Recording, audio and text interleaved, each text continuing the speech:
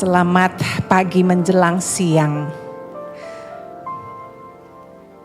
Bapak Ibu sekalian, seharusnya yang berkhotbah di tempat ini adalah Bapak Pendeta Daniel Tanusaputra, tetapi karena beliau sakit, jadi saya menggantikannya. Mari kita bersama-sama membuka Markus 15. Markus 15, kita akan membaca ayat yang pertama sampai ayatnya yang ke-15. Markus 15 ayat yang pertama sampai ke-15. Saya akan membacakan di dalam terjemahan yang terbaru. Yesus di hadapan Pilatus. Markus 15 ayat 1 sampai 15. Demikian firman Tuhan. Pagi-pagi benar imam-imam kepala bersama tua-tua dan ahli-ahli Taurat serta seluruh mahkamah agama mengadakan perundingan. Mereka membelenggu Yesus lalu membawa dan menyerahkan dia kepada Pilatus. Pilatus bertanya kepadanya, "Engkaukah raja orang Yahudi?" Jawab Yesus, "Engkau sendiri mengatakannya." Lalu imam-imam kepala mengajukan banyak tuduhan terhadap dia. Pilatus bertanya lagi kepadanya, "Tidakkah engkau menjawab sama sekali? Lihatlah betapa banyaknya tuduhan mereka terhadap engkau." Namun Yesus sama sekali tidak menjawab lagi sehingga Pilatus merasa heran. Pada tiap hari raya itu Pilatus membebaskan satu orang tahanan menurut permintaan mereka. Pada waktu itu ada seorang yang bernama Barabas sedang dipenjarakan bersama beberapa orang pemberontak lainnya. Mereka telah melakukan pembunuhan dalam pemberontakan. Lalu datanglah orang banyak dan meminta supaya ia melakukan hal itu untuk mereka seperti biasanya. Pilatus menjawab mereka dan bertanya, "Apakah kamu menghendaki supaya kubebaskan bagi kamu raja orang Yahudi ini?" Ia sudah mengetahui bahwa imam-imam kepala menyerahkan Yesus karena dengki. Namun imam-imam kepala menghasut orang banyak untuk mendesak supaya Barabaslah yang dibebaskan bagi mereka. Pilatus sekali lagi bertanya kepada mereka, "Jika begitu siapa yang harus kuperbuat dengan orang yang kamu sebut raja orang Yahudi ini?" Mereka berteriak lagi, "Salibkan dia!" Lalu Pilatus berkata kepada mereka, "Tetapi kejahatan apakah yang telah dilakukannya?" Namun mereka makin keras berteriak, "Salibkan dia!" Karena Pilatus ingin memuaskan hati orang banyak itu, ia membebaskan Barabas bagi mereka. Sedangkan Yesus dicambuknya lalu diserahkannya untuk disalibkan. Sedemikian pembacaan firman Tuhan. Saudara, hari ini kita akan kenalan sedikit ya dengan salah satu tokoh dari narasi ini, yaitu Pontius Pilatus. Nama yang sudah sangat akrab di telinga orang Kristen, saudara dan saya. Kenapa kita sebut dia tiap minggu loh? Kenapa? Ada di mana? Pengakuan iman rasuli. Ya, ini nama. Kenapa ya bisa ada disebut di dalam pengakuan iman rasuli? Bahkan saudara, sebenarnya Pontius Pilatus ini juga disebutkan di pengakuan iman yang lain yang lebih tua daripada pengakuan iman rasuli, yaitu pengakuan iman Nisea. Ya, dua-duanya kita terima sebagai satu pengakuan iman, dan saudara kita lihat nama dia disebut ya. Nah saudara, ini membuktikan ya bahwa apa? Yesus itu memang historis karena memang dia ada di zaman Pontius Pilatus. Kira-kira seperti itu. Mengapa kemudian disebut di dalam pengakuan iman? Nah saudara, dengan kata lain ya, nama ini Pontius Pilatus itu berabad-abad ya, bahkan di seluruh penjuru dunia di berbagai gereja nama dia disebut. Jadi ini luar biasa ini orang ya. Nah dia juga adalah seorang gubernur yang pada waktu itu di abad pertama memerintah di Yudea ya, di abad pertama. Di bawah pemerintahan Kaisar Tiberius yang waktu itu memerintah di Roma, dan Raja Herodes sebagai raja boneka dari Romawi yang menguasai Galilea. Jadi kita kenal orang ini dulu ya. Nah sekarang saudara, kita akan melihat ya proses peradilan secara singkat tentu saja dari Tuhan Yesus yang dilakukan oleh Pontius Pilatus. Nah saudara, ini sebenarnya hampir tertulis di dalam Markus, tetapi di Injil-Injil lain ya itu ada yang lebih detail dan kita harus melihat mungkin secara keseluruhan begitu ya. Dari slide ini saudara bisa menangkap maksud saya. Nah saudara, yang pertama Tuhan Yesus menghadap peradilan para pemimpin Yahudi. 2 minggu lalu saya ingat sekali Pak Gindo sudah mengkhotbahkan itu dengan sangat baik. Dan sekarang saya akan melanjutkan bagaimana kemudian dari mahkamah pemimpin agama, kemudian mahkamah agama Yahudi dibawa Tuhan Yesus untuk menghadap Pilatus sebagai gubernur yang memang dia memiliki kekuasaan untuk mengatur peradilan, ya, perekonomian, ya, dan banyak hal. Tugas ini sangat penting. Apalagi dia membawahi wilayah jajahan Romawi yang memang sangat syarat dengan fanatisme agama Yahudi dan juga banyak sekali pemberontakan. Jadi ini kaisar yang memang kalau secara sejarah kita lihat ini cukup kejam begitu, cukup keras begitu. Nah saudara, pada waktu Yesus dibawa ke Pilatus, ya, Tuhan Yesus datang begitu dengan layaknya seorang pemuda Yahudi biasa. Ya, habis digebukin babak belur begitu, ya berdarah, pasti dia lemas gitu ya, tidak makan, digebukin. Nah saudara, kemudian Tuhan Yesus itu datang menghadap dan apa yang kemudian diucapkan oleh Pontius Pilatus. Saya yakin ini adalah perkataan yang sedikit sinis, menyindir dan kemudian bertanya, kamu ini ya raja orang Yahudi. Bayangkan ya, seorang pemuda biasa tidak ada tanda-tanda seperti seorang raja. Walaupun saya juga yakin ya, Pilatus itu sudah mendengar tentang Tuhan Yesus. Sudah mendengar ada banyak sekali mujizat, ya khotbah yang berkarisma. Tapi kok datang ini seperti seorang pemuda yang kok tidak ada daya begitu. Katanya raja begitu ya. Nah saudara, Pontius Pilatus kemudian bertanya, engkaukah raja orang Yahudi? Dan Yesus menjawab dengan sangat singkat. Kalau di Markus, Yesus hanya menjawab, engkau sendiri mengatakannya. Nah, Pilatus bertanya lagi, kamu ini enggak mau jawab sama sekali. Tidakkah engkau menjawab? Lihat ya, ini banyak sekali tuduhan mereka terhadap engkau. Ini enggak logis gitu kalau dia enggak jawab. Masa dia enggak mau bela diri begitu. Namun saudara, Markus mencatat dia hanya terdiam. Ya, dia tidak menjawab dan membuat Pilatus heran. Nah saudara, Injil Yohanes ya mencatat lebih detail tentang peristiwa peradilan ini. Dialog demi dialog yang cukup panjang dan di sana dinyatakan bahwa Yesus mengakui akan klaim-klaimnya, pengakuan bahwa dia itu adalah Tuhan sebagai Mesias, sebagai Raja orang Yahudi diakui oleh Tuhan Yesus. Dan Tuhan Yesus menanggapi ya menanggapi pertanyaan ataupun tantangan daripada Pilatus. Dan kemudian Pilatus mengemukakan satu statement yang sangat terkenal sebenarnya di dalam Yohanes 18 ayat 38. Ketika Tuhan menyatakan, aku memberitakan kebenaran itu. Pilatus tanya, apa itu kebenaran? Ya. Saudara, saya tidak akan bahas itu karena tema kita beda ya. Ini pertanyaan filosofis yang sangat penting sekali. Dan kemudian saudara, pada waktu Pilatus menyadari bahwa dia tidak bisa memberikan bukti yang sah bahwa Yesus melakukan pemberontakan terhadap pemerintah Romawi. Karena ini kan masuk ke pengadilan Romawi ya.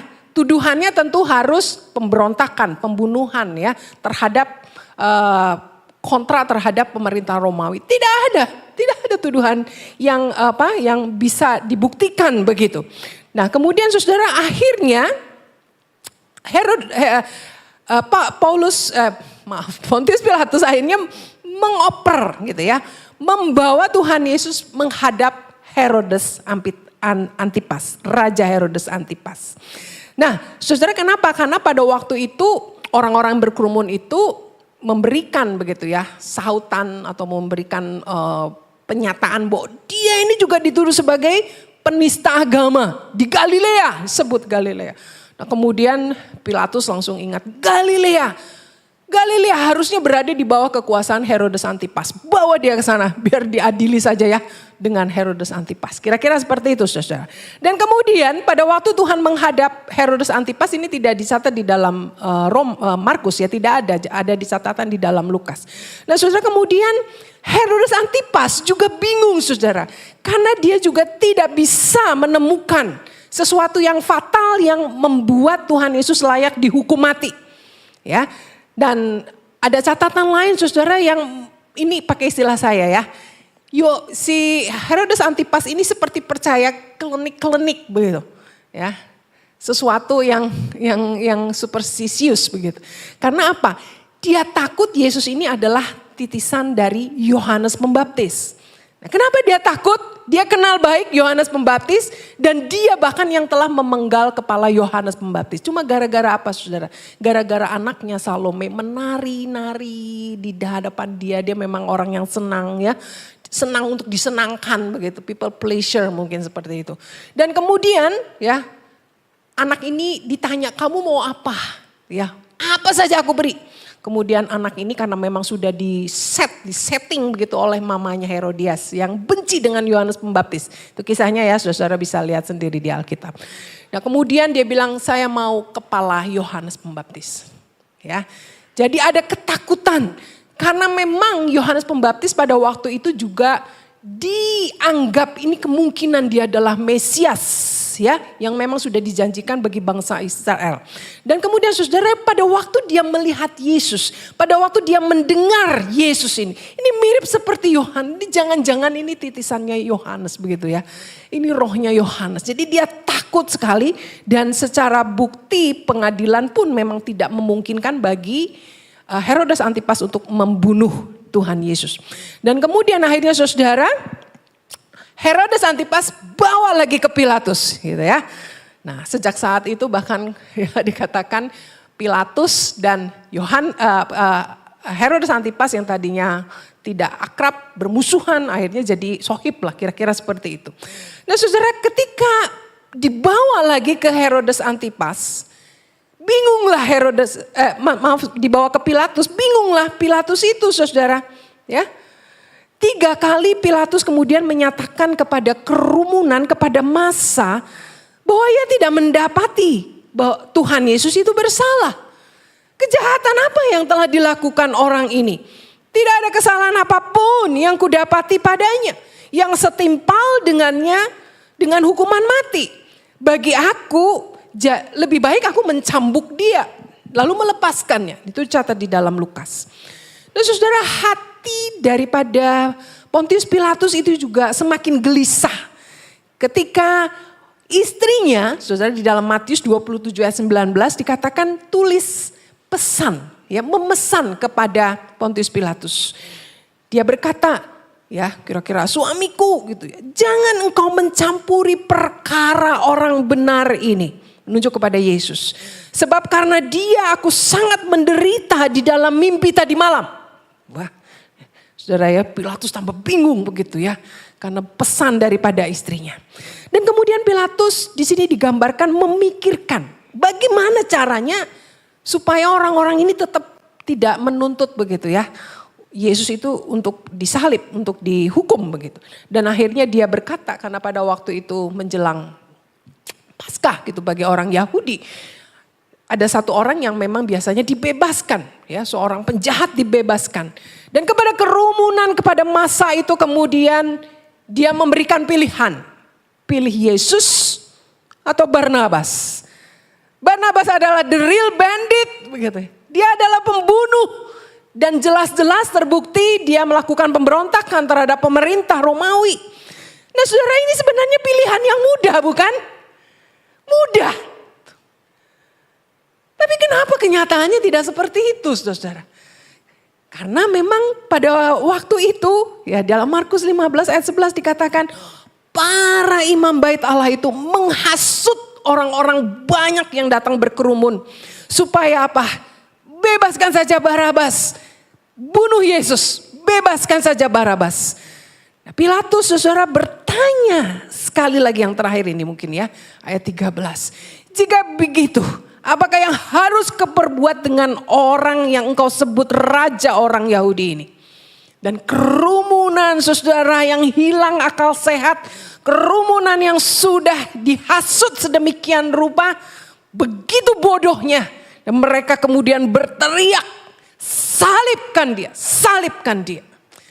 Saudara mau tidak mau Pilatus harus menyerahkan kemudian Yesus kepada prajurit-prajurit Romawi untuk disalibkan. Dan salib itu adalah hukuman mati bagi para pemberontak Romawi. Karena Yesus diadili di bawah pemerintah Romawi. Bukan di mahkamah agama Yahudi. Kalau di mahkamah agama Yahudi Yesus akan mati dirajam. Ingat peristiwa Stefanus. Ya. Nah saudara, di sini saudara kita melihat mau tidak mau Pilatus melakukan itu. Ya. Dan di dalam salib Tuhan kemudian Pilatus memerintahkan tulisan sebagai tanda dakwaan terhadap Yesus. Inilah raja orang Yahudi. Ya, orang yang mengaku sindiran gitu ya, bunuh dia. Gitu. Nah saudara, Pilatus sebenarnya tahu dengan jelas saudara bahwa Yesus itu ditangkap bukan karena dia melakukan pelanggaran hukum Romawi. Ya, bukan melakukan pemberontakan, namun karena kebencian, karena perasaan insecure para pemimpin Yahudi itu. Karena tekanan massa, kerumunan massa yang kehilangan akal sehat saudara, yang kemudian dengan mudah dihasut. Dan kemudian Pilatus di sini ambil langkah aman. Dia pilih untuk ikut arus. Dia pilih untuk mementingkan kepentingan politik dia. Dan kemudian saudara ini dibuktikan, ya dinyatakan oleh dia dengan dia mencuci tangan. Sebagai tanda dia tidak mau ikut bertanggung jawab terhadap permainan politik yang dilakukan oleh orang-orang yang membenci Yesus pada waktu itu. Ayat 15 dikatakan karena Pilatus ingin memuaskan hati orang banyak itu, kemudian ia membebaskan Barabas bagi mereka. Sedangkan Yesus dicambuk, diserahkan dan disalibkan. Nah saudara, kemunculan singkat Pontius Pilatus ya di dalam Alkitab ini adalah bukti jelas bagaimana dia telah mengabaikan hati nuraninya. Bahkan dia mengabaikan nasihat istrinya. Saudara, dan dia lebih memilih untuk memikirkan kepentingan politiknya. Dia lebih memilih untuk hati-hati, senangkan saja massa, senangkan saja orang-orang itu yang sedang berkerumun, yang mendesak dia, daripada kemudian dia membuka hatinya terhadap kebenaran itu sendiri. Saudara, dengan kata lain, inilah yang sebenarnya terjadi.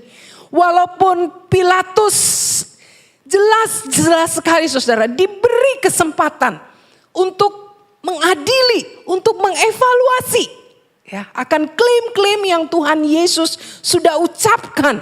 Dia ada kesempatan untuk memahami itu. Namun akhirnya dia tidak lakukan itu. Dia gagal menerima kebenaran yang sebenarnya sudah ada di hadapan dia. Dia tidak bisa mendengar dan memahami akan kebenaran yang sejati itu. Sekali lagi saudara, walaupun kebenaran itu ada di depan mata dia. Ini yang terjadi saudara di dalam teks ini. Saudara,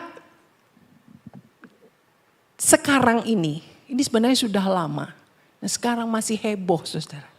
Ada satu budaya. Saya tidak tahu apakah di KU3 saya pernah ya, di KU2 saya pernah sedikit singgung ini, di khotbah saya yang sudah cukup lama, yaitu cancel culture.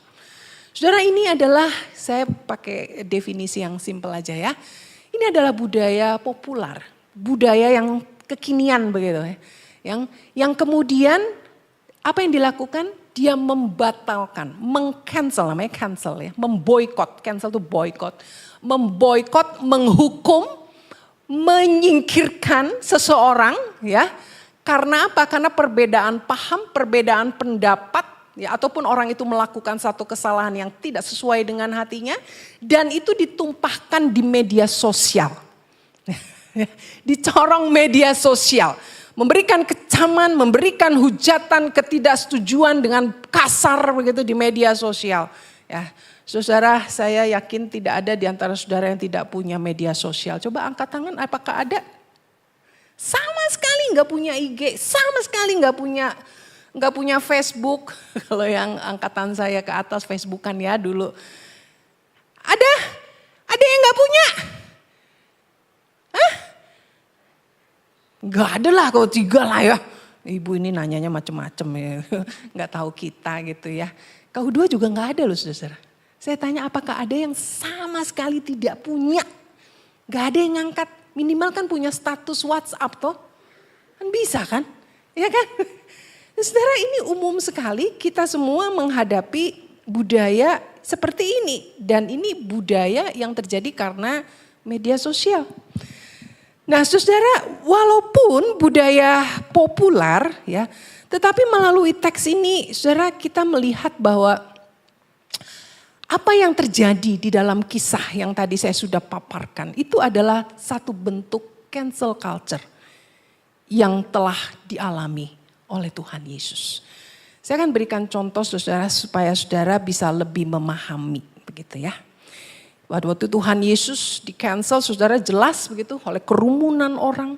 Orang-orang yang pada mulanya berteriak Hosana, Hosana. Waktu Yesus datang dielu-elukan dengan palem Tuhan Yesus masuk. Selang beberapa hari saudara karena desakan cancel culture itu. Kemudian mereka berteriak salibkan dia, salibkan dia. Saudara, ada seorang bernama Dan Cathy ya. Dia CEO dari restoran siap saji yang bernama Chick-fil-A. Ya. Dia mantan karena memang kisah ini sudah cukup lama. Tetapi ini di Amerika memang fenomena cancel culture itu sangat luar biasa. Nah saudara, ada yang pernah makan di sana? Ada yang pernah coba? Ya, saudara, dia orang Kristen, tahu dari mana jelas? Itu lihat, coba lihat. Kelihatan gak gambarnya? Close Sunday. Ya, hari Minggu, hari Sabat ya. Bayangin restoran hari Minggu libur gitu ya. Rata-rata jarang lah ya, jarang ya. Hari Minggu lagi rame-ramenya kok libur. Dia orang Kristen. Nah saudara, Dan Cathy ini saudara, ya saya singkat cerita ya. Dalam satu kesempatan, dia itu sebenarnya bukan dengan secara khusus yang menyatakan opini dia. Ya, dalam satu kesempatan kemudian di publik dia mengatakan ketidaksetujuan dia dengan gay marriage yang pada waktu itu baru dicanangkan dan ingin disahkan. Jadi dia dengan jelas, dia ditanya, dia jawab, saya tidak setuju, saya berdiri di atas firman Tuhan, kira-kira seperti itu. Saudara, saya disclaimer dulu ya, saya bukan anti LGBT. Saya mengasihi orang-orang LGBT, sangat mengasihi. Tetapi saya punya pandangan firman Tuhan yang tidak bisa saya kompromi. Tangkap dulu ya, saya mengasihi, gereja kita mengasihi. Tetapi tidak menerima konsep ataupun pandangan mereka. Nah saudara, pada waktu dia menyatakan opini dia.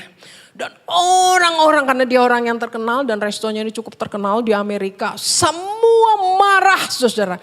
Dan menyatakan dia, meng-cancel culture dia. Bahwa dia adalah orang yang tidak setuju dengan LGBT. Dan kemudian dia diserang mati-matian. Apalagi dianggap sebagai orang yang konservatif dan oposit mereka. Sangat membenci dia ya.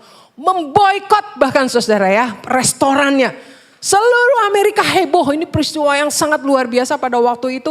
Semua ya rekan-rekan bisnisnya ajak rame-rame boikot restoran ini. Begitu ya, supaya mati sekalian gitu, hancur dia ya. Karena perbedaan pandangan saja. Ya. Nah saudara, kemudian apa yang dilakukan ya? Timbul gerakan kekristenan ya, kemudian menghimbau jangan, ayo cepat kita tetap makan ke sana ya. Rame-rame orang Kristen tetap makan di sana.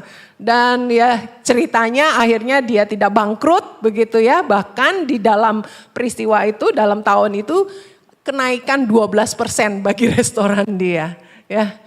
Nah saudara, ada satu kisah lagi mungkin ya dari sini saudara semakin menangkap. Ini adalah pendeta Chris Hodge. Dia adalah, saudara perhatikan bagaimana pelayanan dia. Dia adalah seorang senior pastor dari Church of the Highland, Birmingham, Alabama. Dia founder dari Christ Health Center. Ini adalah pelayanan kepada orang miskin di dalam melalui pelayanan medis begitu. Wah, ini luar biasa ya, di Amerika dia pimpin itu saudara, bahkan foundernya. Dan dia juga adalah co-founder dari Association of Related Churches. Ini maksudnya satu bentuk pelayanan yang memperlengkapi ya, mengempower hamba-hamba Tuhan untuk bisa melayani dengan baik di seluruh Amerika. Saudara, ini seorang pendeta yang sangat luar biasa, diberikan visi pelayanan yang begitu luar biasa oleh Tuhan. Nah saudara, singkat cerita, satu waktu dia itu melakukan satu penyataan ya untuk menanggapi, cuma menanggapi saudara ya, menanggapi satu statement dari seorang yang sekarang bahkan sudah mati karena di cancel culture juga, yaitu Charlie Kirk ya, President of Turning Point Amerika, kasusnya saudara pasti tahu ya. Dia menanggapi, saudara, bukan dengan kalimat, bukan dengan kata-kata. Dia cuma apa saudara? Kasih ini loh. Kasih like, thumbs up.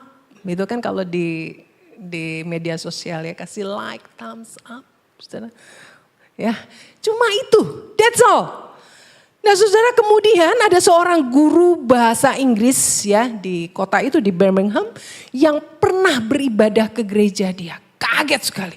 Wah, pendeta Hodge ternyata anti begitu ya, kalangan ya liberal begitu ya, menyatakan posisi sebagai orang konservatif, cuma thumbs up saudara. Ya. Dan kemudian ada reporter yang mengetahui ya, postingan dari guru bahasa Inggris itu yang kecewa, waduh dia posting tuh ya di media sosial menjelek-jelekan Pastor Chris Hodge, dan kemudian reporter yang mengetahui menyebar luaskan sampai seluruh negeri di Amerika, itu heboh saudara, dan banyak orang yang tentu tidak suka dengan gerakan ini menghujat dia, meng-cancel culture dia, menghancurkan pelayanan dia, saudara bayangkan. Sampai sedemikian rupanya.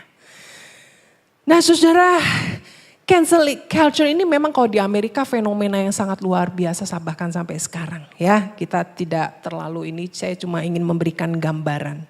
Terutama terhadap kekristenan ya, dominasi yang paling besar, dan itu diserang oleh orang-orang yang merasa dirinya tidak mendapatkan perhatian, merasa dipercundangi dan lain sebagainya, ya, politik dan lain sebagainya. Di Korea Selatan saudara, wah ini fenomena cancel culture sudah sangat umum, luar biasa ya. Kamu jadi public figure ya, ada borok masa lalu yang bisa lakukan bully pada waktu SMP, SD gitu misalnya gitu ya. Itu ketahuan, hancur dia gitu ya. Hancur, apalagi kalau yang kasusnya lebih besar-besar.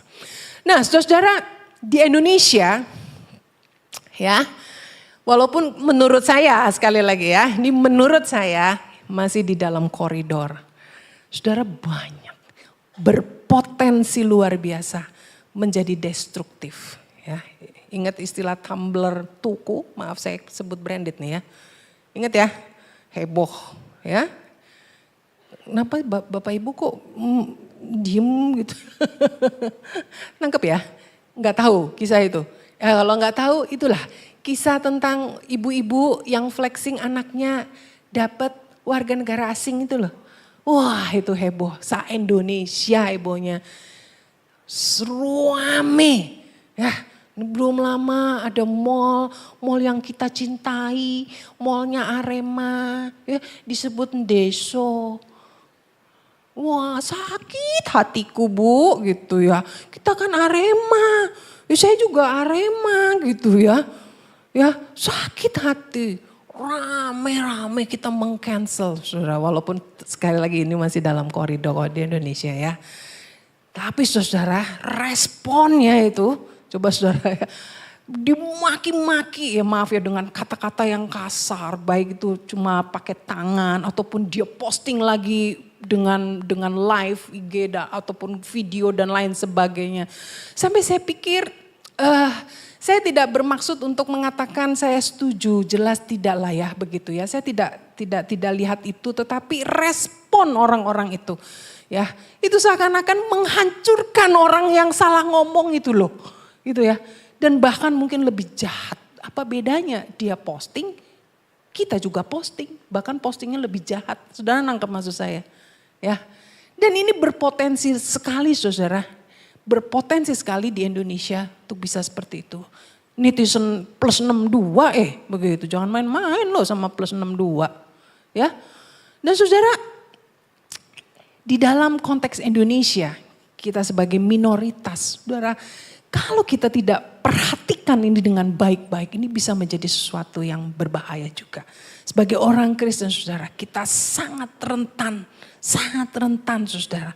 Sebenarnya cancel culture ini bisa dikatakan nama lain dari persekusi, penganiayaan, saudara ya. Itu sebenarnya mirip-mirip gitu, apa bedanya begitu ya. Cuma penganiayaan ini tidak secara fisik tapi pakai jempol ini loh, pakai jari. Saudara kalau ngetik pakai apa sih? Anak-anak mah tinggal jempolan aja begitu. Kalau saya bingung, suka salah-salah begitu ya. Udah gak terlalu kelihatan. Pakai tangan saudara bisa melakukan cancel culture.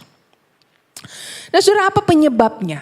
Ya, ini saya mendapat insight yang baik dari rekan saya, Bapak Pendeta Calvin Budiman ya. Ada banyak sebenarnya, tapi ini ada 3 saja ya. Penyebabnya yang pertama adalah faktor psikologi. Ya, sekarang ini lagi apa yang disebut dengan mental health epidemic, mental health crisis ya. Nah, ada satu buku saudara. Saya belum baca secara keseluruhan, tapi saya membaca rangkumannya ya, summary-nya di internet. Karena belum ada bukunya, The Canceling of the American Mind. Ini buku yang sangat bestseller di Amerika. Nah saudara, salah satu penyebab dari buku ini saya sempat baca, ya maraknya cancel culture yang terjadi di Amerika dan berpotensi juga di Indonesia itu karena apa? Mental health epidemic. Ya. Karena apa saudara? Ringkasnya begini. Pada waktu Gen Z itu lahir saudara. Begitu maraknya mereka lahir di tengah-tengah keluarga yang disfungsi. Orang tua yang disfungsi. Keluarga yang hancur berantakan. Anak-anak yang lahir dengan luka luar biasa. Kepahitan, penolakan luar biasa dari keluarga. Dan kemudian mereka juga mendapat penolakan yang sangat hebat dari lingkungan. Dan itu menghadirkan anak-anak muda, generasi muda yang tertolak. Yang marah karena mereka di cancel dan kemudian apa yang mereka lakukan. Mereka juga punya kemarahan untuk kemudian meng-cancel orang yang melukai, yang menista dia misalnya seperti itu begitu, yang marah sama dia akan dengan mudah membalas akan cancel yang mereka terima. Nah saudara, ini luar biasa ya, dan ini sekali lagi kita orang-orang Kristen tidak imun untuk hal ini ya. Saudara dan saya yang mungkin punya pengalaman terluka, tercancel, hati-hati karena kita punya kecenderungan juga untuk meng-cancel orang karena kemarahan kita. Nah saudara, yang kemudian yang kedua, faktor teknologi jelas. Dengan lahirnya media sosial, saudara bisa maki-maki orang. Saudara bisa melakukan persekusi kepada orang. Bisa melakukan penganiayaan kepada orang lain tidak dengan fisik saudara. Dengan tangan kita. Dengan corong media sosial. Sangat mudah sekali. Ya, dengan perkataan, dengan sikap yang kita tunjukkan di media sosial. Nah kemudian saudara, yang terakhir ini mungkin jadi perhatian saja, itu woke culture ya. Ini menarik saudara, ini adalah gerakan populer juga sosial yang melawan ketidakadilan, diskriminasi, ya, ketidaksetaraan di dalam masyarakat ya. Nah ini hati-hati kalau di Indonesia juga bisa berpotensi untuk kemudian orang-orang yang marah merasa dibedakan, dia akan melakukan cancel culture dan sudah ada gejala-gejalanya bukan?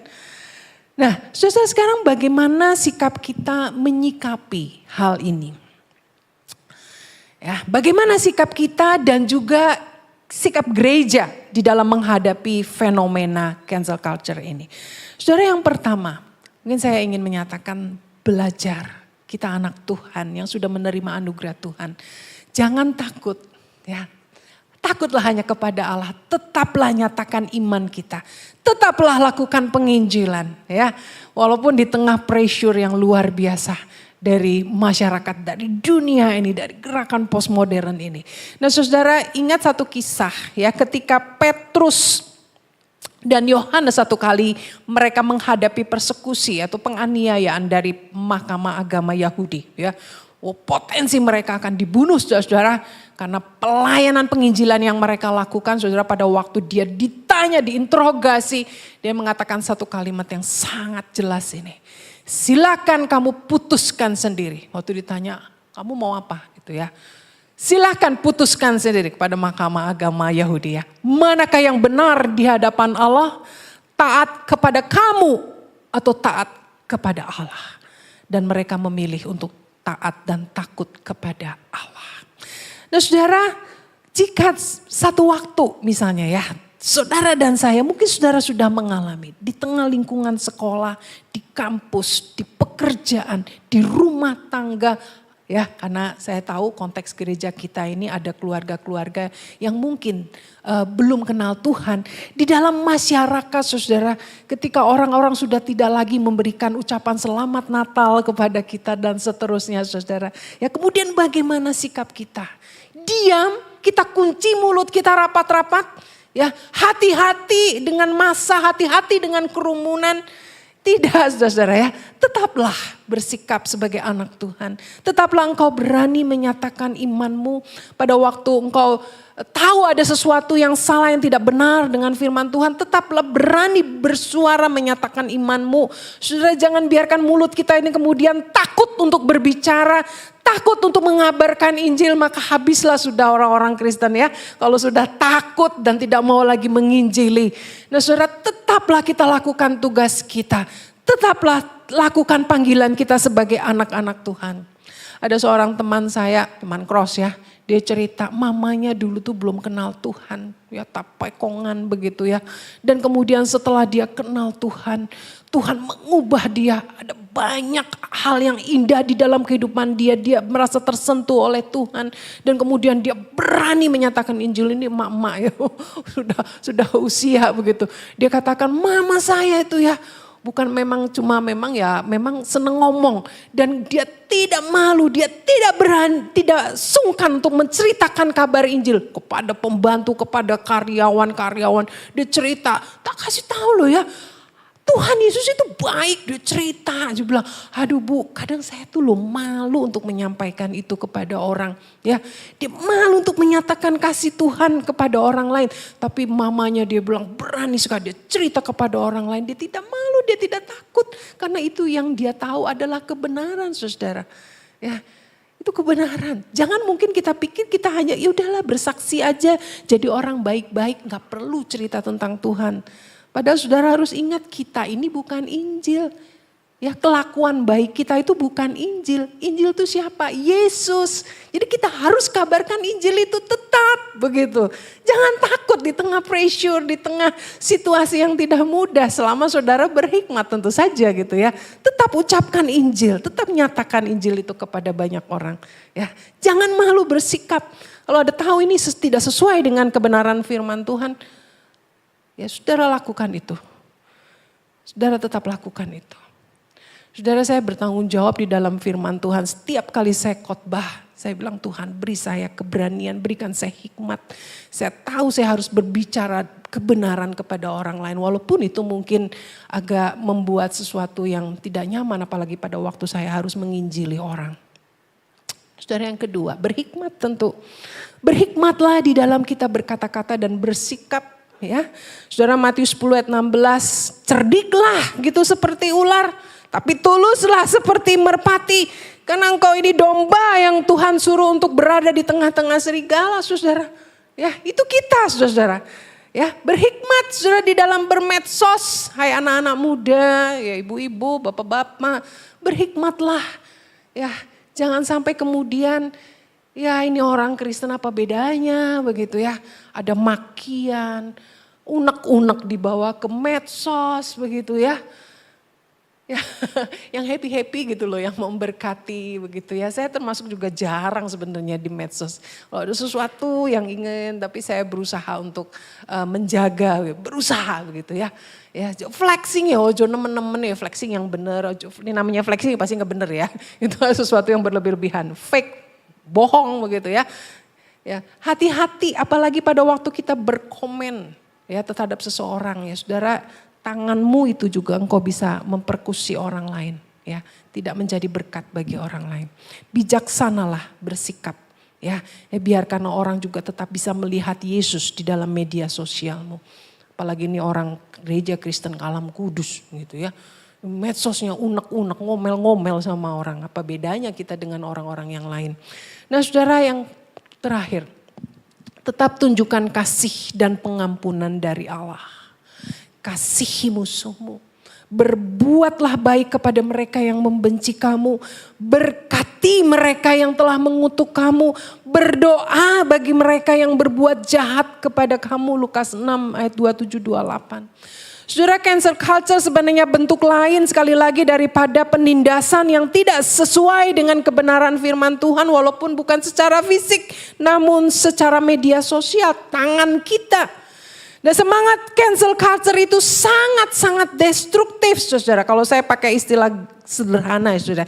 Jika ada seseorang yang tidak setuju dengan saya, pergi gali kotorannya, tunjukin kepada dunia. Expose itu, semua orang tahu.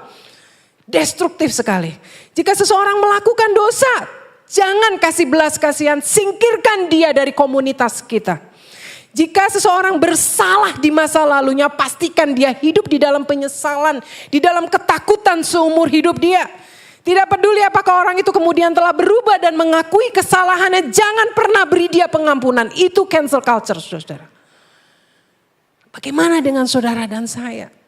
Ketika cancel culture kemudian memberikan hate and punishment, kebencian dan juga hukuman. Seharusnya saudara dan saya, gereja, memberikan apa yang tidak bisa diberikan oleh cancel culture. Yaitu apa? Love and forgiveness. Kasih dan pengampunan. Kita harus belajar, saudara, sebagai orang Kristen. Kita harus memiliki hati yang sungguh-sungguh mengasihi dan mengampuni. Dan bukan hanya di tataran khotbah dan di tataran perkataan, saudara. Itu harus ditunjukkan dengan jelas di dalam perbuatan kita. Mengasihi, mengampuni suami, mengampuni istri, mengampuni orang tua, mengampuni teman kita yang telah menyakiti kita walaupun tidak mudah, saya tahu. Tapi itu yang harus kita lakukan, bukan sebaliknya. Bukan melakukan cancel culture. Nah, saudara, gereja pun juga harus belajar. Gereja pun harus belajar untuk melakukan love and forgiveness dengan jelas, dan itu harus nampak di dalam semua polisi gereja, semua aspek pelayanan gereja. Saudara, jangan kemudian dengan segala macam alasan penegakan dan lain sebagainya, kita tidak melakukan kasih dan mengampuni orang yang memang layak untuk diampuni. Saudara, Tuhan Yesus selalu, ayat ini yang selalu saya ingat ketika berbicara tentang pengampunan.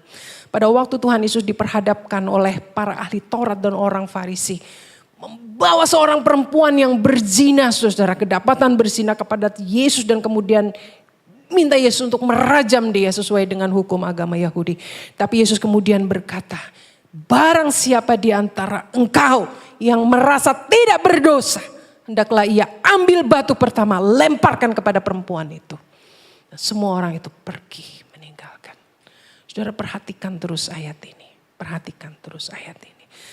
Saudara, terakhir, Alkitab mencatat jelas bahwa Yesus itu memberikan banyak sekali waktunya untuk menjamah orang-orang yang mengalami cancel di dalam hidupnya. Saudara, ingat perempuan Samaria yang kehidupan pernikahannya begitu berantakan, tidak dianggap oleh bangsa Yahudi, menderita di dalam pernikahannya. Tapi kemudian Yesus datang secara pribadi. Dia mengampuni, dia memberikan air kehidupan kepada perempuan itu. Saudara, ingat orang kusta yang kemudian disingkirkan, dianggap najis. Tapi Yesus kemudian memberikan anugerah kesembuhan kepada orang itu. Ingat perempuan berdosa yang datang kepada Tuhan Yesus, mengurapi kaki Tuhan Yesus dengan rambutnya, dengan minyak wangi yang sangat mahal. Ketika orang lain semua menghina apa yang Tuhan Yesus lakukan, tapi Tuhan Yesus bahkan menerima penyembahan perempuan itu, bahkan mengampuni perempuan itu. Saudara ingat Maria Magdalena, seorang wanita yang dirasuk oleh 7 setan. Seorang wanita yang telah kehilangan dignitinya sebagai manusia. Kehilangan dignitinya sebagai seorang wanita. Karena rusaknya dirinya karena pengaruh kuasa setan itu. Tapi kemudian Yesus datang. Dia melepaskan kuasa setan itu. Dia menjadikan Maria Magdalena seorang murid. Bahkan Maria Magdalena diberi kesempatan untuk menjadi seorang misionaris yang pertama sebelum para murid untuk dia kerjakan. Untuk melakukan perintah Tuhan. Saudara ingat sebelum Tuhan Yesus di atas kayu salib, dia menghembuskan napasnya yang terakhir, saudara. Ketika dia melihat orang yang ada bersama-sama dia disalib di sana, Tuhan Yesus kemudian menyelamatkan dia karena dia adalah orang yang telah menerima cancel. Dia diselamatkan dan dia berkata, hari ini juga engkau bersama-sama dengan aku di Firdaus. Nah saudara, pada waktu Tuhan Yesus kemudian bangkit, dia mengingat ada seorang muridnya yang telah mengkhianati dia. Dan saudara, Tuhan tidak meng-cancel dia. Dan Tuhan justru menunjukkan kasih dan pengampunan kepada Petrus. Sehingga akhirnya dia boleh menjadi seorang rasul yang besar. Namun saudara, justru engkau, saya, Pilatus, orang banyak itu yang telah meng-cancel culture Yesus sehingga dia harus naik ke atas kayu salib. Saudara ingat itu. Yesus ke atas kayu salib itu karena engkau, karena saya. Tuhan Yesus terima itu. Dia rela naik ke atas kayu salib karena dia tahu itu tugasnya, dia harus lakukan itu dan dia sangat mengasihi engkau dan saya. Dia sangat mengasihi orang-orang yang telah di-cancel oleh manusia yang jahat. Dan kasih Tuhan itu tetap sama. Adakah di antara engkau dan saya yang merasa pada saat ini terluka, kok merasa di-cancel? Datang kepada Tuhan, datang kepada salibnya. Dia mengasihi kita. Amin. Mari kita berdoa.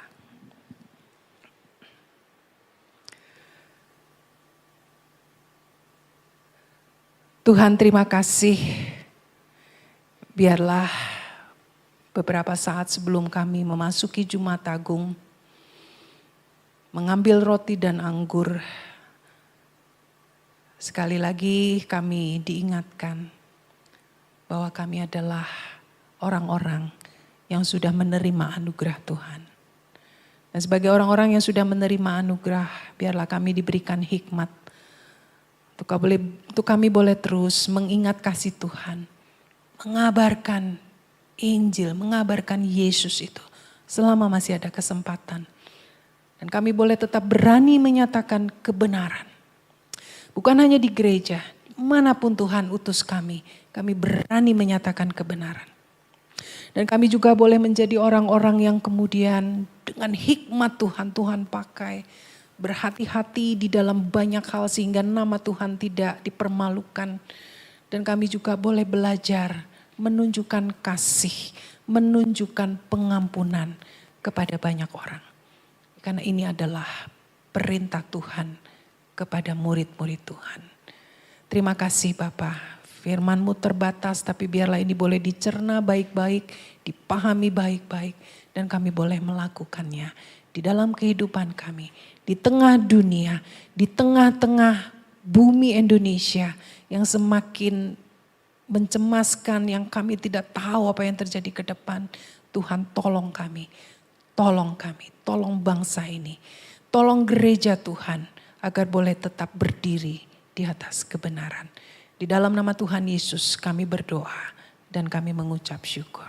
Amin.